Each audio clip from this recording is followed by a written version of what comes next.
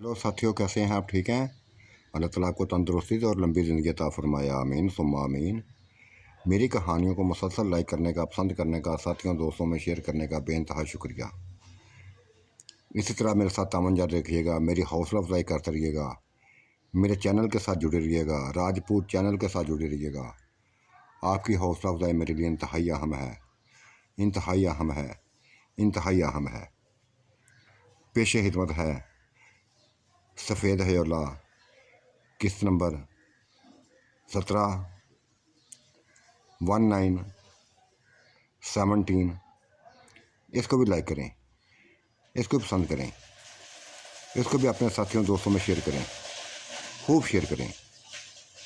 हर किसी तक राजपूत चैनल को पहुंचाएं, हर किसी को मुतारफ़ कराएं, हर किसी को राजपूत चैनल की तरफ लेकर आएं।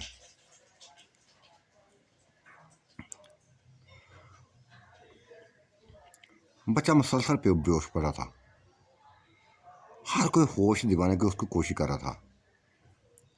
कोई उसके जिस्म पर छींटे मारता पानी के, कोई कुछ करता, कोई कुछ करता, कोई कुछ करता, लेकिन वो होश में नहीं आ रहा था। पूरा जिस्म उसका जख्मों से भरा हुआ था, जैसे बुरी तरह पीटा गया हो, बहुत बुरी तरह पीटा गया हो। माँ नाराज की थी, कह दिया, सभी से कह दिया। लगता बेदर्दी से इस बच्चे को मारा गया है, बेदर्दी से इस बच्चे को मारा गया है। कौन है कोई ऐसा दुश्मन जिसने ये किया है? शाह से कहा, शाह बेटा देखो, पता करो, तलाश करो, वो कौन शाह है, कौन शाह है जिसने हरकत किया है। इस मासूम बच्चे के ऊपर, इस मासूम बच्चे के ऊपर यह जुल्म किया है। इससे मेरी इसकी हालत मुझसे देखी नहीं जाती। जी चाहता कि फूट फूट कर हूँ। इसके अंदर कुदरती प्यार पड़ चुका है हम लोगों का। अपने मुस्कुराहटों से, अपने मासूम चेहरे से हर किसी को अपना दीवाना इसने बनाया हुआ था। रंग रंग के खाने खिलाया करता था, ऐसी खिदमत करता था कि किसी ने नहीं की हो, किसी ने की हो। कौन दुश्मन है सा, किसने किया है इसका हाल? पता करो बेटा, पता करो। हाँ आंटी, पता करवाऊंगा मैं, पता कराऊंगा। जिसने किसी ने भी इसका ये हाल किया ना, चाहे वो इंसान हो या दुश्मन, वो जिन्नात हो, ख़त्म कर डालूंगा, ख़त्म कर डालूंगा। करो फिर ऐसा, करो ऐसा, ख़त्म करो उसको, चाहे मेरे अपने ही क्यों ना हो या तुम्हारे अपने ही क्यों ना हो, मार डालो। मुझे इस बच्चे की ज़िंदगी चाहिए, इस बच्चे की ज़िंदगी चाहिए।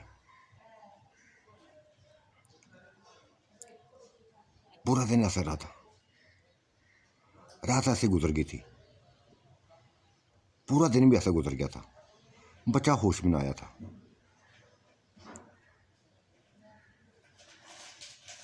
आज रात फिर सभी अपने अपने कमरों में गई थी।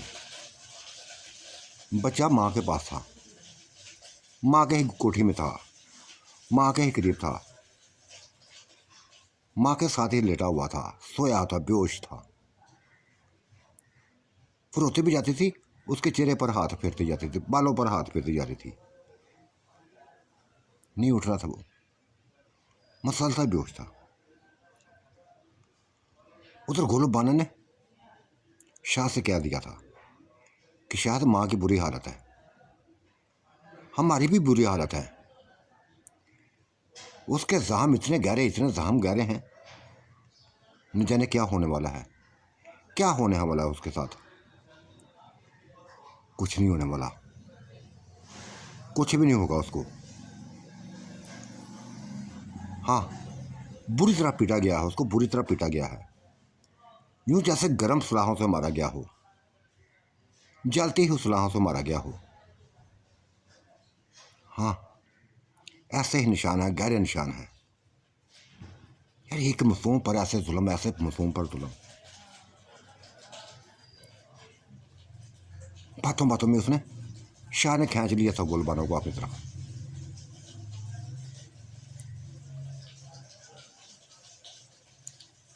उसके जिस्म पर एक तपश शुरू हो गई थी।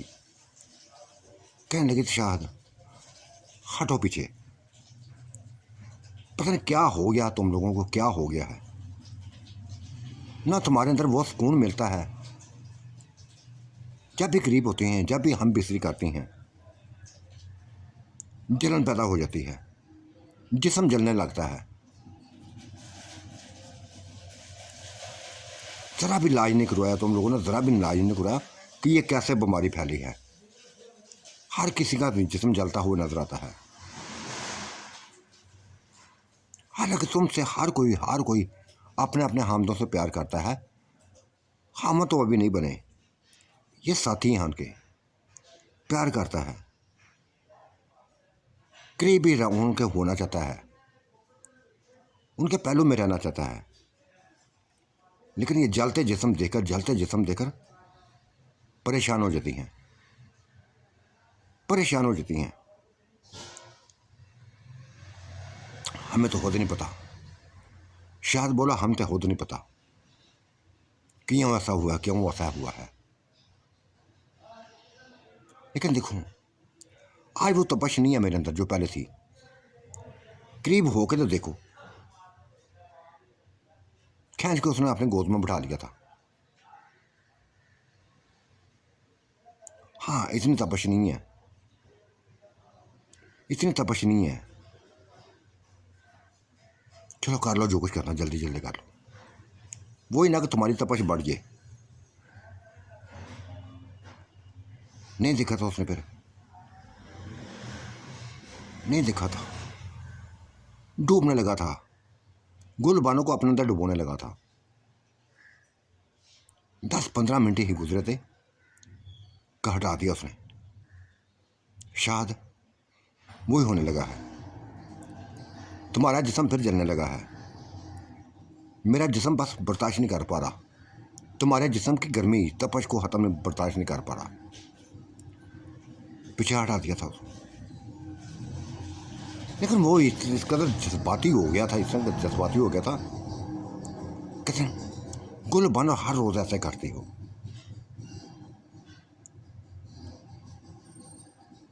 जब भी डूबना चाहा पीछे हटा देती हो।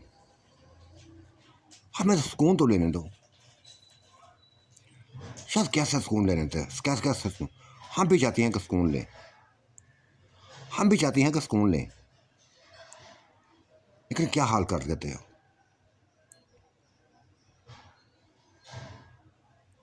चलो आओ मेरे साथ बाहर तालाब में। जाकर तालाब में बैठ गई थी, पानी के अंदर गई थी, थोड़ा सुकून मिला था, जिस्म ठंडा होने लगा था।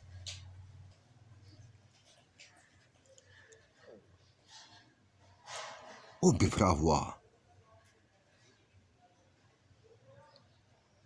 आपने उसके पर अभी उसकी प्यास ना बुझी थी, परेशान था वो। उसने पानी में ही पकड़ लिया उसको, पानी में पकड़ लिया और फिर पकड़े ही रखा। पानी के अंदर थे कि फुफ्फी आ गई थी उनकी, भागती हुई आई थी। आते ही पानी में जाते तालाब में छलांग लगा दी उसने भी। उसके पीछे भी हुआ उसका साथी जन था। जब उसने गुलबानो की इस हालत में देखा तो बस फुफ्फू भी ऐसे पकड़ लिया उसने। शर्मिंदा हो रही थी एक दूसरे से, एक दूसरे के साथ शर्मिंदा हो रही थी। लेकिन वो नहीं शर्मिंदा हो रहे थे। हर कोई अपनी बेगम के साथ ऐसे कर रहा था। एक के बाद दूसरी आती, तीसरी आती, यहाँ तक कि हाला भी आ गई थी, मामियाँ भी आ गई थी, जलती हुई आई थी। पानी के अंदर छलांगे उन्होंने लगा दी थी। और देखा था कि हर कोई शुरू हो गया था। ज़रा हया ना रही थी, ज़रा शर्म ना रही थी।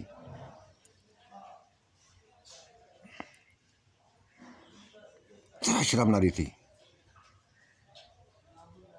ज़रा किसी किस्म का पर्दा राय न था। शर्मिंदा भी हो रही थी।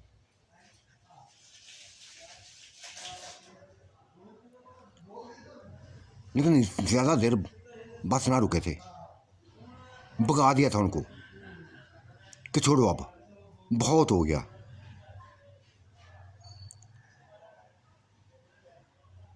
हटा दिया था, फूफियों ने हटा दिया था, मामियों ने हटा दिया था, खाला ने हटा दिया था, गुल बनन में हटा दिया था, नूर बानो भी आ गई, बिल्किस बेगम भी आ गई, श्यामा भी आ गई। सभी की एक जैसी हालत थी, सभी की एक जैसी हालत थी। नुसरत बानो की भी यही हालत थी, नाज की भी ऐसी हालत थी, शबाना की, समीना के, हर किसी की ऐसी ही हालत थी, यहाँ तक कि सबा की हालत थी। वहाँ से माँ से लिपट गई थी, माँ ये क्या हो रहा है, माँ ये क्या हो रहा है। ये लोग हमारे जिस्मों को आग लगा रहे हैं, जलाते जा रहे हैं, लेकिन इनको छोड़ भी नहीं सकती। ये इंसान नहीं है, अब इंसान हमारे काबिल नहीं रहे। हमारे जिस्मों के सामने इंसान एक मामूली चीज़ है, मामूली चीज़ है, ज़ीरो बराबर है, ज़ीरो बराबर है बस। इनको छोड़ना भी नहीं जाती, ना ये अपना इलाज करवा रहे हैं।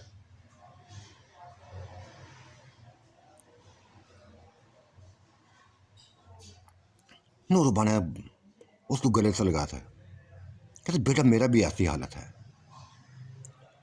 नहीं छोड़ता वो मुझे भी नहीं छोड़ता, कोई भी किसी को नहीं छोड़ता, कोई भी किसी को नहीं छोड़ता। क्या करें, तुम्हारी बात सही है कि इंसानों के पास जाएंगे तो बस तड़पते रहेंगे, तड़पते रहेंगे।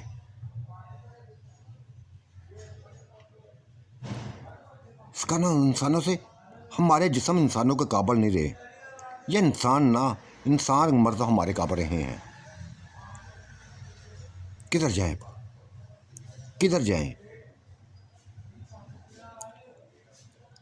माँ जाना तो हमने कहीं नहीं है, अब चाहे मरे चाहे जिए, रहना तो इनके साथ ही है, रहना तो इनके साथ ही है। लेकिन ये इलाज नहीं करवा रहे, कैसे हो गया ये सभी कुछ।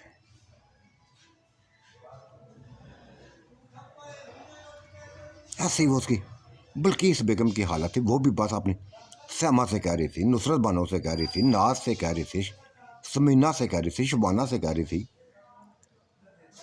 हर किसी से कह रही थी किस अजियत में फंस गई हैं। वो हमें सुकून देना चाहते हैं, लेकिन हम भी सुकून चाहते हैं लेना, लेकिन मिल नहीं रहा। चंद मिनटों के लिए मिलता है, फिर तबाह शुरू हो जाती है। कहाँ जाएं, किधर जाएं।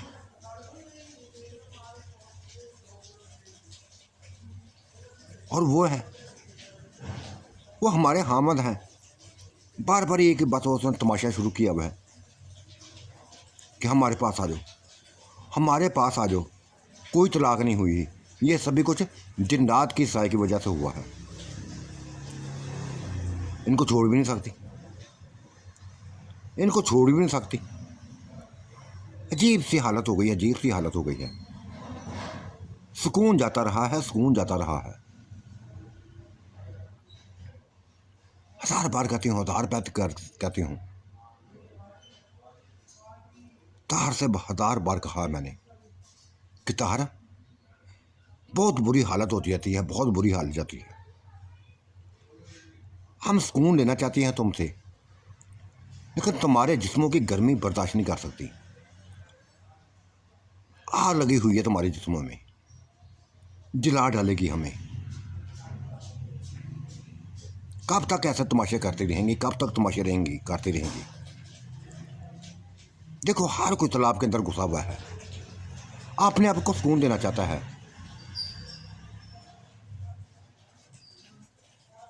कभी ऐसा ना हुआ था, कभी ऐसा ना हुआ था।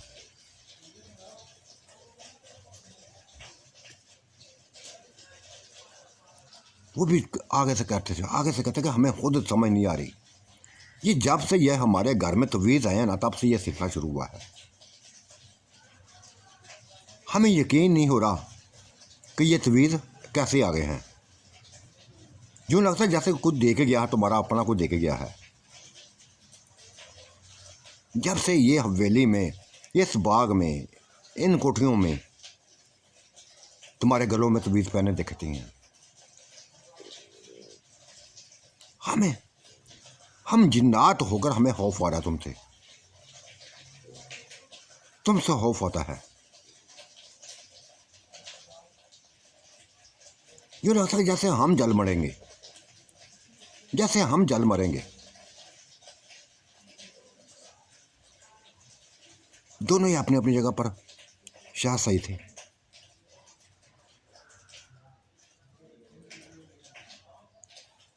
तब फूफो ने कहा था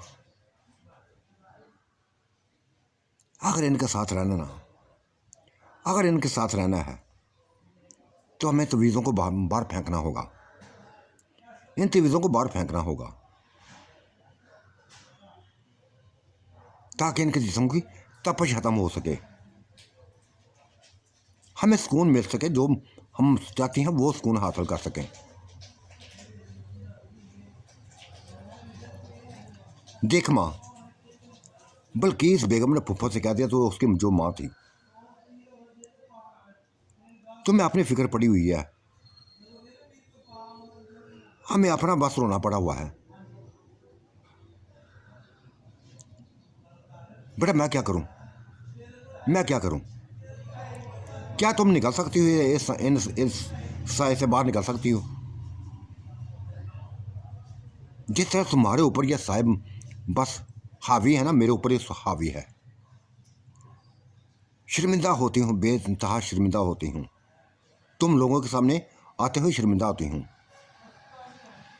लेकिन नहीं छोड़ते, ये नहीं छोड़ते।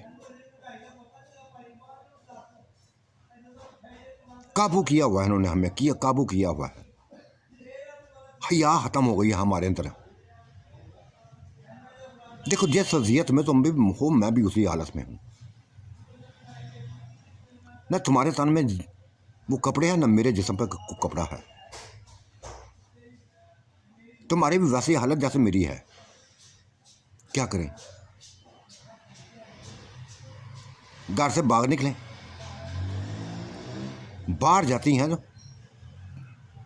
तो ये जाने नहीं देंगे हमें, ये हमें जाने नहीं देंगे। बुरी तरह शिकंजे में फंसी हुई हैं।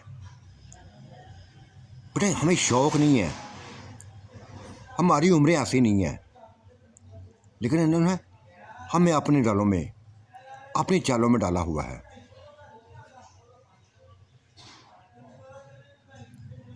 ये नहीं कि हमारे अंदर कोई शौक़ चढ़े हुए हैं।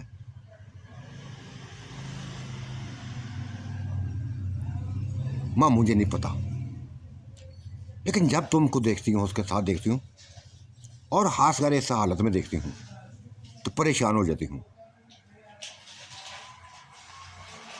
परेशान हो जाती हूँ।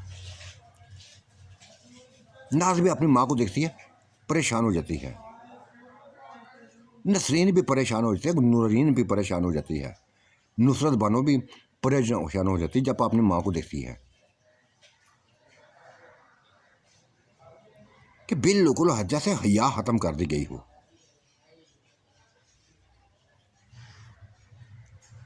तो क्या करें बेटा, क्या करें?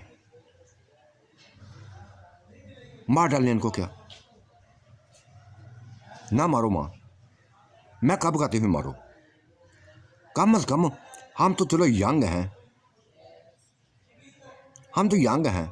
आप अपने गलों से ना तवीज़ उतारें, पहन के रखें, ये खुद ही दूर हो जाएंगे, सुनते खुद ही दूर हो जाएंगे।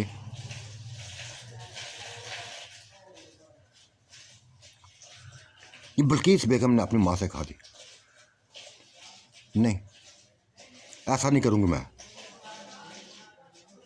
जिस तरह तुम लोगों को आदत पड़ गई है ना जिन्नात की, हमें भी आदत पड़ गई है। हम अच्छी हैं या बुरी हैं? हम अच्छी हैं या बुरी हैं, इस चीज़ का नहीं पता हमें।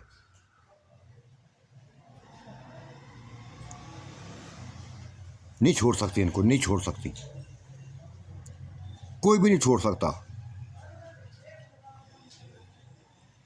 माँ छोड़ सकते हैं, सभी छोड़ सकते हैं। गुलबानो की मम्मा भी है ना, माँ उसकी माँ भी है ना, देखा उसको। किसी में दिलचस्पी नहीं है, किसी में दिलचस्पी नहीं है, वो अपने हाल में खुश है, अपने हाल में खुश है।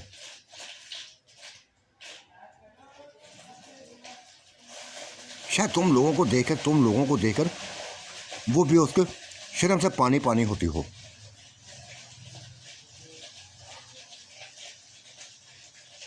वो भी बर्दाश्त कर रही है ना, वो भी बर्दाश्त कर रही हैं। ठीक है, साया उसको दिखाई देता है, महसूस होता है, लेकिन ना वो करीब होना चाहती है, ना वो साया उसके करीब आता है।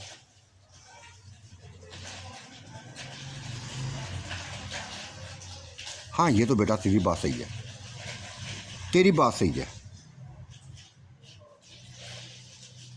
तो करके देख लेती हैं, करके देख लेती हैं, देखते हैं कब तक वो बर्दाश्त करते हैं, या हम कब तक बर्दाश्त करती हैं। आता वो शर्मिंदा से ही बस तालाब से निकल पड़ी थी, जाकर तवीज़ पहन लिया था। तवीज़ पहना, सुकून मिलने लगा था उनको, जलन खत्म होने लगी थी। इन्होंने भी ऐसा किया, ये सभी ने औरतों ने ऐसा किया था, तवीज़ पहन लिए जाके। लेकिन अब ना इनको सुकून था, ना जिन्नात को सुकून था। जो सिलसिला शुरू किया हुआ था, जो सिलसिला शुरू किया था, उलझन में पड़ गया था। ना इनकी सही तरह प्यास बुझ रही थी, ना जिन्नात की बुझ रही थी। कि लंबे लंबी बस लंबा सुकून चाहती थी, जैसे पहले होता था। पूरी पूरी रात एक दूसरे में डूबना चाहती थी। अब तो 5-10 मिनट, 10-15 मिनट में ही तड़प जाती थी, जलने लगती थी।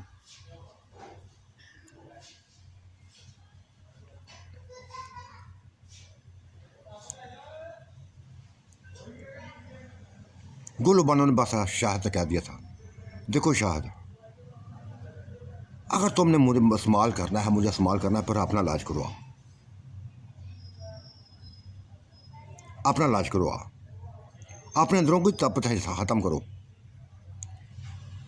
अगर हमारे साथ सुकून हासिल करना चाहते हो तो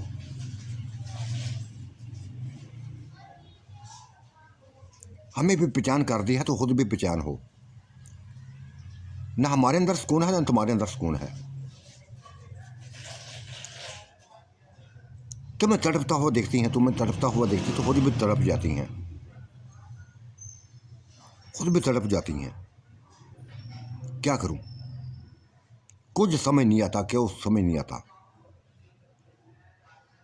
देखो गुलबानो, ये खेल खेला गया है हमारे साथ, ये खेल खेला गया है। आंटी ने सही लफ्ज़ बोला था कि तवीज़ों को बाहर फेंको, जहाँ से आए बाहर फेंको, ताकि हमारे अंदर जो तपश है ना वो ख़त्म हो जाए। इन तवीज़ों की वजह से ये तपश है हमारे अंदर, जो तुम महसूस करती हो। हालांकि हम महसूस नहीं कर रहे, हम तो पहले जैसे ही हैं। तुम ही कहती हो कि हमारे जिस्म जलने लगते हैं, हमारे जिस्म जलने लगते हैं।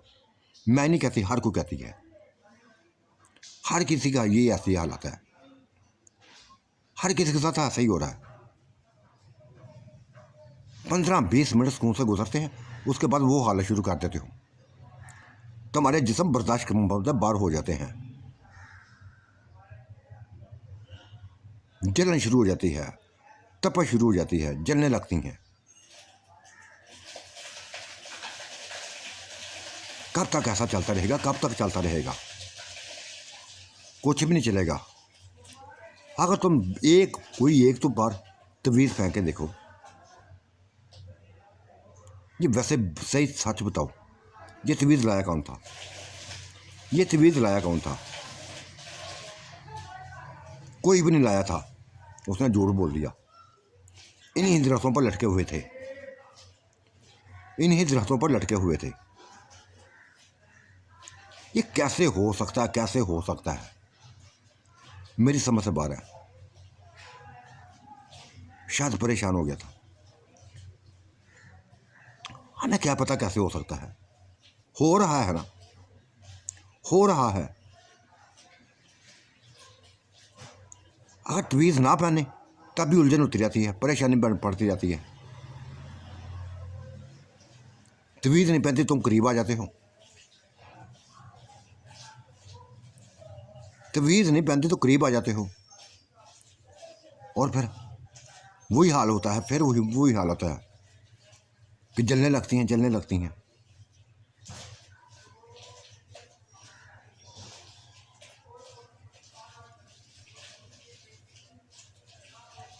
अजीब किस्म की सूरत हाल थी, अजीब किस्म की सूरत हाल थी जो इनकी सोच से बाहर थी। हर किसी को सोच से बाहर थी।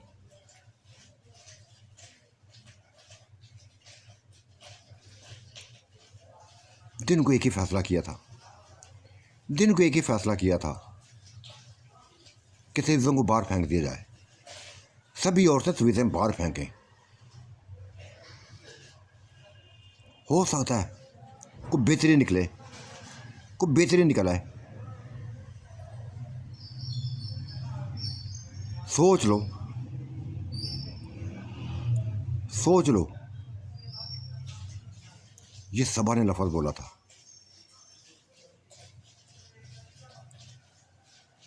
बिल्किस बेगम सोच लो, वही ना कि हमारे लिए नुकसान बन जाए। इन तवीज़ों की वजह से शायद हमारे असर ऊपर ये वो हमले नहीं कर रहे, जैसे ये तो पहले भी नहीं थे इन्होंने हमले। लेकिन हो सकता है जैसे जैसे हम इनको वो दूसरे रूप में देखते हैं, रीछों के रूप में देखते हैं, बड़े बड़े जिस्मों के रूप में देखते हैं, इतने इतने लंबे हो जाते हैं, इतने इतने जैसे खजूर के तने हों, बहुत बड़ी खजूर हो, ऐसे ऐसे कादे उनके हो जाते हैं। चलते हैं तो ज़मीन हिलती है, ये पूरी कोठियाँ हिलना शुरू हो जाती हैं। इस कदर भारी हो जाते हैं, इस कदर स्याह जिन्नात खौफनाक किस्म के हो जाते हैं।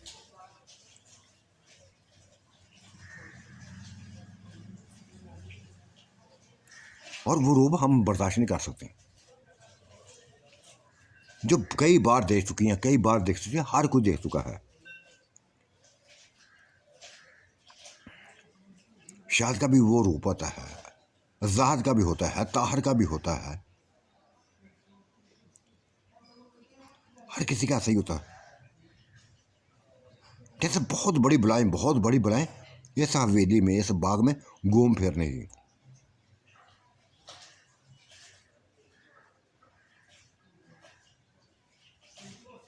सोच लो, अब फैसला कर लो।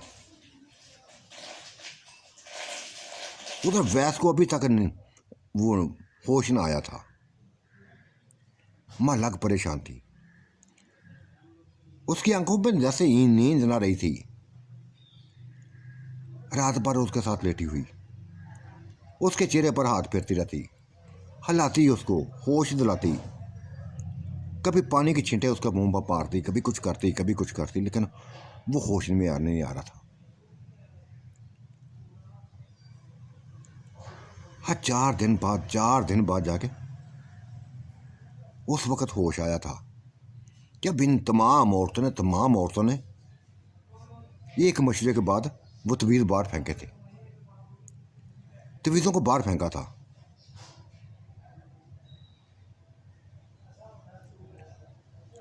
तवीज़ बाहर फेंके तो बच्चे को होश रहने लगा। उनके जिस्मों की, बाकी जिन्नात के जिस्मों की तपश खत्म होने लगी।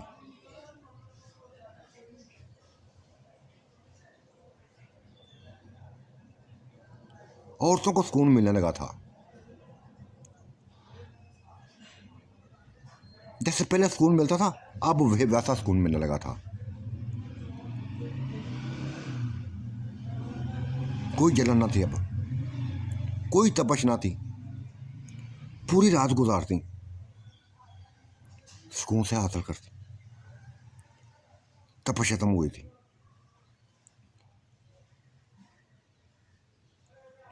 और बच्चा मुकम्मल होश में आ गया था। आंटी को सामने देखकर बस लिपट गया था उनके साथ लेटी हुई आंटी से लिपट गया था, रोने लगा था। आंटी मुझे खौफ आ रहा है, आंटी मुझे खौफ आ रहा है, वो मुझे मार देगा, वो मुझे मार देगा। कौन मार देगा? वैसे तुम्हें कौन मार देगा? माँ के जैसे चेहरे पर एक अफसुर्दगी फैल गई थी, खौफनाकी फैल गई थी। कौन मारेगा तुम्हें? और तू कौन था जिसने तुम्हारा ये हाल किया है? जिसने तुम्हारा ये हाल किया है? आंटी, वो तुम्हारा कोई आशिक है, वो तुम्हारा आशिक है, तुम्हें मुंह से छीनना चाहता है,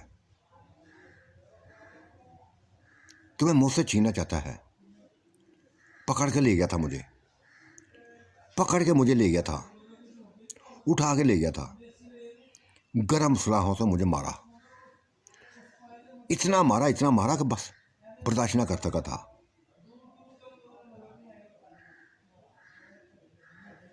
आंटी रो पड़ी थी, उसको गले से लगा पड़ के रो पड़ी थी। वो दर्द से, शिद्दत से तड़प रहा था, रो रहा था, उसकी आंखों में आंसू थे।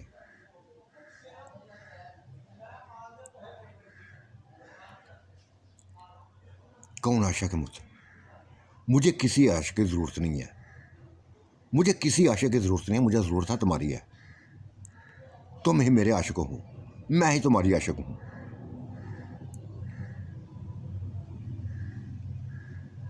मार डालूंगी उसको, ख़त्म कर दूंगी। मुझे तुम्हारा प्यार चाहिए, तुम्हारा साथ चाहिए। तुम्हारे लिए पागल हूँ मैं, तुम्हारे लिए पागल हूँ मैं। आंटी, मैं भी नहीं रह सकता तुम्हारे बगैर, नहीं रह सकता। मुझे आदत पड़ी हुई है तुम्हारी। हाँ, तुम्हें पड़ी है ना, मुझे भी पड़ी हुई है, मुझे भी पड़ी हुई है। उस जख्मी बच्चे ने, बेइंतहा जख्मी बच्चे ने आंटी को अपनी लपेट में ले लिया था, अपनी लपेट में ले लिया था और नहीं छोड़ा था। ना आंटी ने छुड़ाया था, ना उसने छोड़ा था। आज कई दिनों बाद सुकून हासिल किया था। आंटी ने सुकून हासिल किया था, बच्चे ने सुकून हासिल किया था, हाथ से बढ़कर सुकून हासिल किया था। यहाँ तक पूरी रात सुबह हो गई थी, ये एक दूसरे को नहीं छोड़ा था इन्होंने। जब छोड़ा तो आंटी गहरा अंगड़ाइयाँ लेने लगी, बार बार अंगड़ाइयाँ लेने लगी, जैसे पूरी कई दिनों की थकावट उसकी ख़त्म हो गई हो। थकावट ख़त्म हो गई, जैसे उसका जिस्म पुरसुकून हो गया हो। बच्चे के गले में बाहें डाल के देखने लगी थी उसको। दे दिया ना अपनी आंटी को सुकून, अपनी आंटी को सुकून दे दिया ना। आंटी ले दिया सुकून, सुकून हासिल भी कर लिया तुमसे।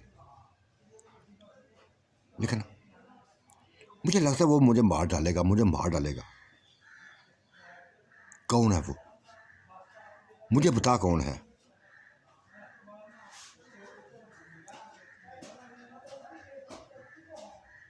आंटी वो गैर नहीं है, इसी हवेली में रहता है, इसी हवेली में रहता है।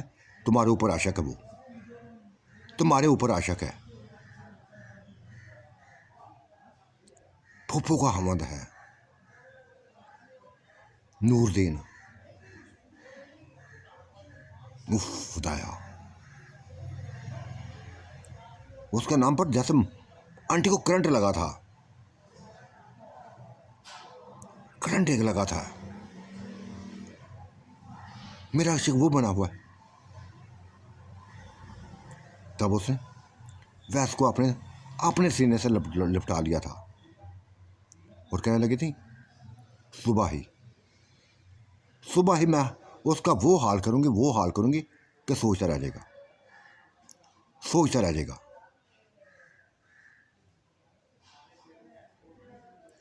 आंटी मुझे तो लगता वो ही साया है, ये वो ही साया है जो तुम्हारे गिर्द घूमता रहता है।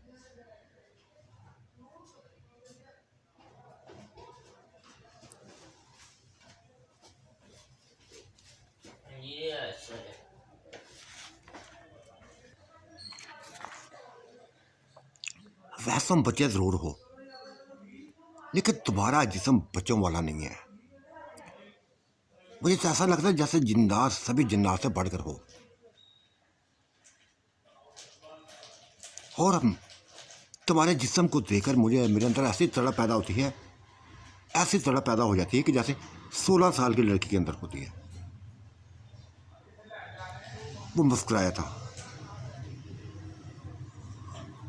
आंटी तुम्हें मेरा जिस्म अच्छा लगता है? हाँ, बेइंतहा अच्छा लगता है, बेइंतहा सुकून देने वाला है। ऐसा सुकून देने वाला है कि किसी का नहीं है ऐसा। मर्द का तो है, ऐसा होता ही नहीं है जिस्म। मुझे लगता है तुम जिन्नात, जितने भी जिन्नात है ना, सबसे बढ़कर हो। हाँ शायद ऐसे ही माँ, आंटी शायद ऐसे ही है, आंटी शायद ऐसे ही है। मैं खुद भी अपने आप को देखता हूँ ना, तो एक फाहर सा होने लगता है, अपने आप को देख फाह होने लगता है। बस बस वैस मुझे अपने सुकून से बाहर मत निकालना और किसी को जार मत होने देना। मैं नहीं चाहती किसी को पता चले, मैं नहीं चाहती कुछ दिखे। आंटी ये तो भूल जाए ना कि मुझे कोई देख पाएगा, इतना मुझे भी पता है, मुझे भी इतना इल्म हो जाता है। जब कोई ऐसा कोई वाक़या हो तो 1 मिनट से पहले पहले, 1 सेकंड से पहले पहले मैं बस गायब हो जाता हूँ। सच तो मैं महसूस होता हूँ कि तुम्हारे आसपास हूँ, किसी को पता नहीं चलता, किसी को पता नहीं चलने देता। मैं आपको बदनाम नहीं करना चाहता आंटी, जरा भी बदनाम नहीं करना चाहता। वैसे यही तो तुम्हारी खूबी है, ये तो तुम्हारी खूबी है। 1 महीना मुसलसल 1 महीना हो गया है, ना किसी को तुमने पता चलने दिया, ना मैंने किसी को बताया।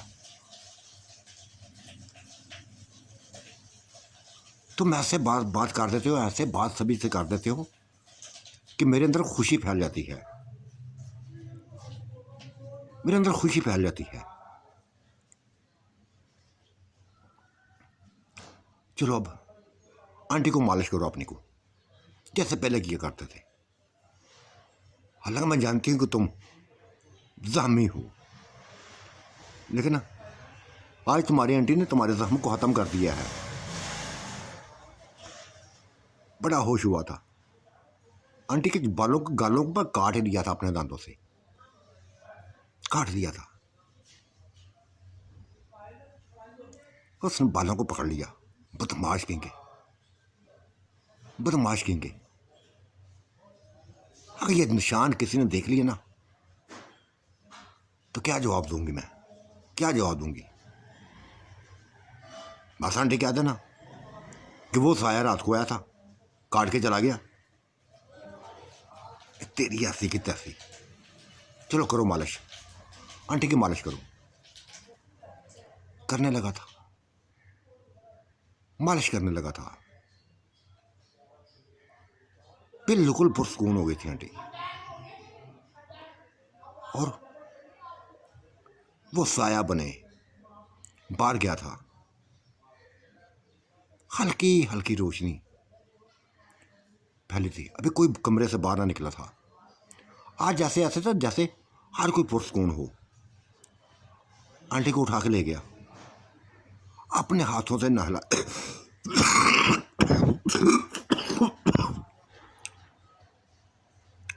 अपने हाथों से नहलाया।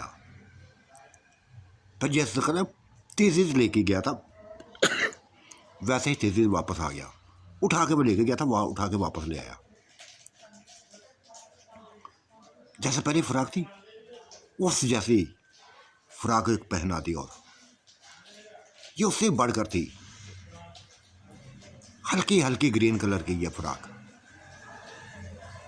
नहायत खूबसूरत लगने वाली ये फ्राक पहनी तो जैसे आंटी के अंदर बैक से एक नया रूप आ गया हो।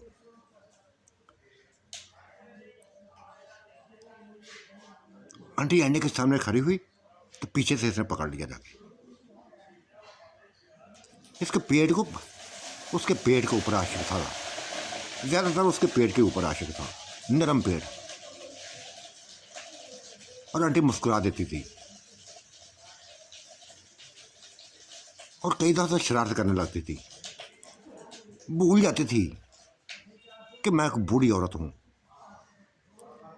उससे ऐसे बातें करते कि जैसे एक 16 साल की बच्ची कर रही हो।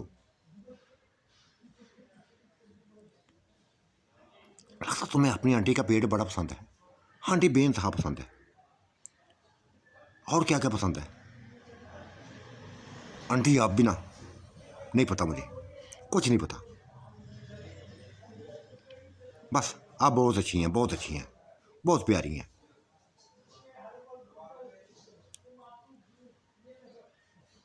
वो मुस्कुरा देती थी और फिर यकदम ये गायब हो गया। यकदम 1 मिनट से पहले पहले गायब हो गया था।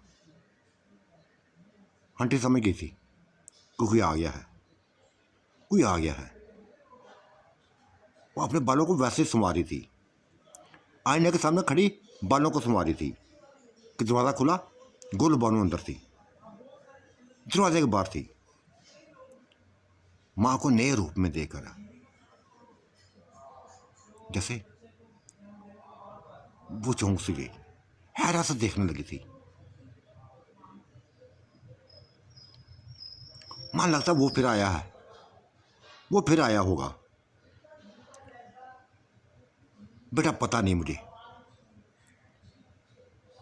आता है नजर नहीं आता, चीज नजर आती है पड़ी हुई, कभी बेड के ऊपर, कभी सोफे के ऊपर, कभी कहीं कभी कहीं।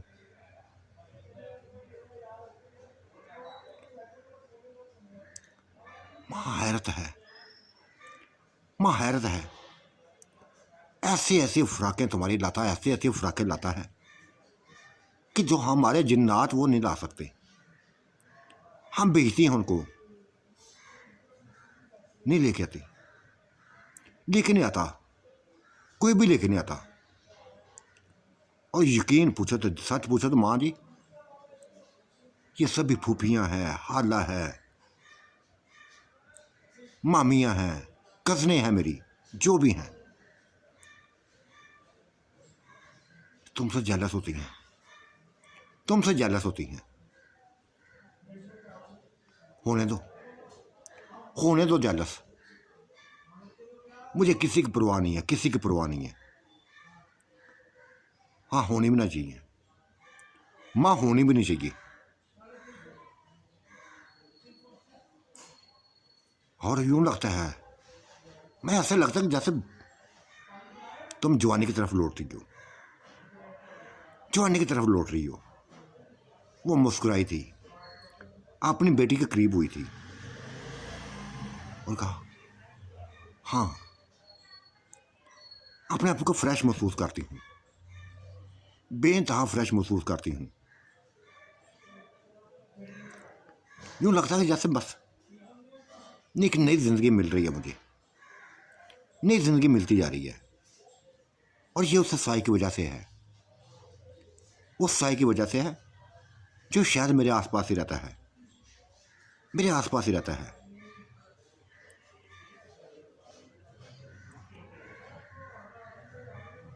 दिखाई नहीं देता, दिखाई नहीं देता,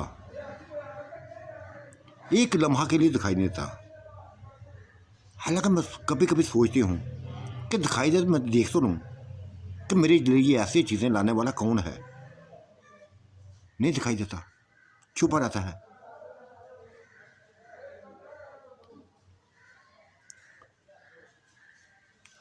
वैस की तरह, वैस की तरह बेटा वो दूसरे कमरे में है। रात को उसको होश आया है, रात को उसको होश आया था, अब सोया होगा शायद। माँ की बात सही निकली थी, वह दूसरे कमरे में था, लेटा हुआ था। गुलबानों को देखकर उठने लगा। माँ ने कहा नहीं नहीं, लेटे रहो, चाँद लेटे रहो, तुम अभी ठीक नहीं हो।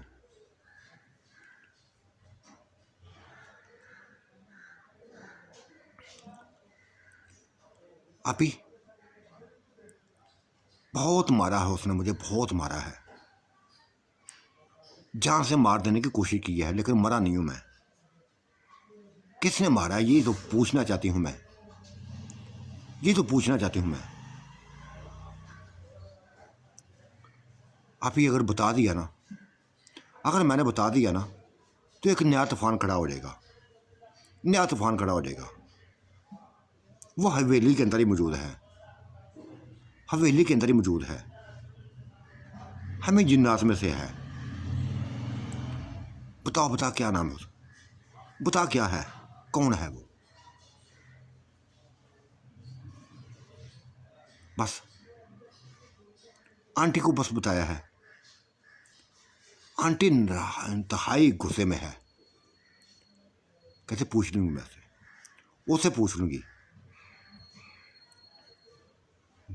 गुलबानो ने माँ से पूछ लिया था, माँ कौन है जिसने इसको मारा है, हमारे चांद जैसे बच्चे को मारा है।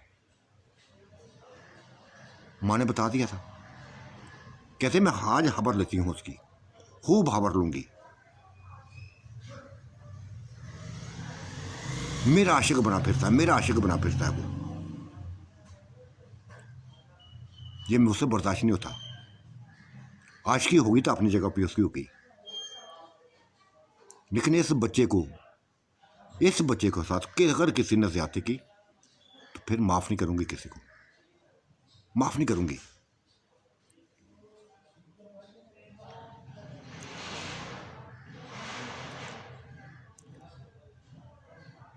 नूर आलम है वो, इल्म दीन है। कई नाम लिए थे, जानबूझ के गलत नाम लिए थे ताकि बेटी उलझन में रहे।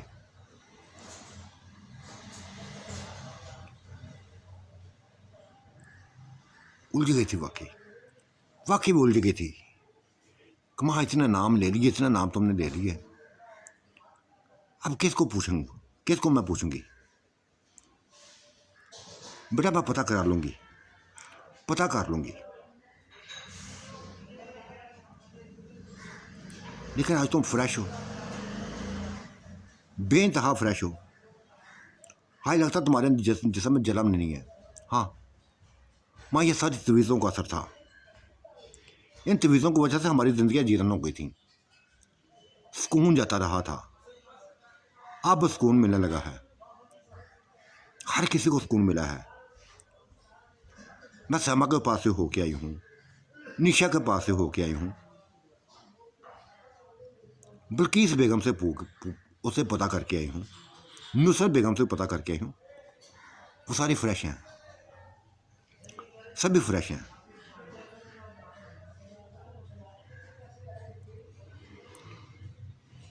जब माँ कमरे से बाहर निकली, सेन में गई, बाग के सामने गई, तो जितनी औरतें थी, चाहे उनकी फूफियाँ थी, आंटियाँ थीं, कज़नें थीं, बच्चियाँ थी, जो भी, माँ का ये रूप देखकर हैरतों में डूब गई। पुरकशिश फ्राक जो उसने पहनी हुई थी, ऐसी उसमें दिखाई दे रही थी, ऐसी उसमें दिखाई दे रही थी जैसे कोई परस्तान की परी हो।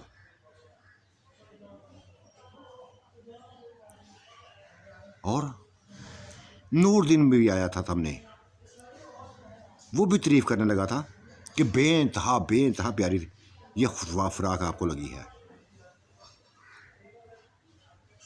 देखो भाई, दोबारा ऐसी बात ना करना। कोई मर्द जितने भी मर्द हैं, सभी को माँ ने सभी को जमा कर लिया था, बुला लिया था और कहा था जितने भी जिन्नात हैं, जितने मर्द हैं, कोई मेरे हुस्न की तारीफ, कोई मेरी तारीफ मत करे।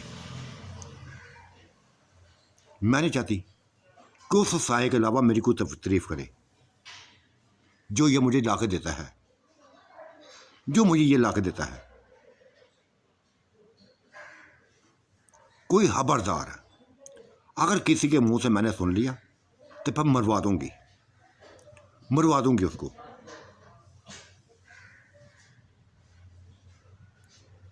शाह ने बोला था, शाह बोल पड़ा, आंटी कौन है वो, आंटी कौन है वो, मुझे बताओ, 1 मिनट से पहले ख़त्म कर दूंगा उसको।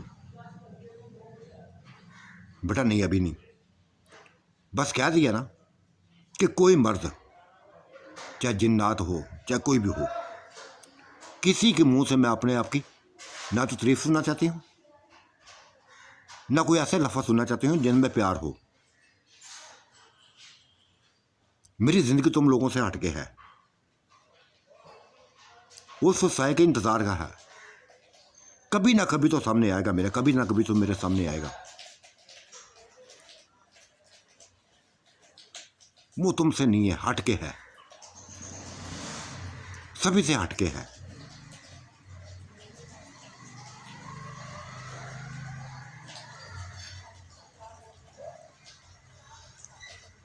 लेकिन वो इलम दिन, वो जिन खा देनी नजरों वाले से इसको देख रहा था, आंटी को देख रहा था। और फिर रात को आ गया उसके कमरे में, आंटी के कमरे में आता, दबोच लिया था, आंटी को पकड़ लिया था,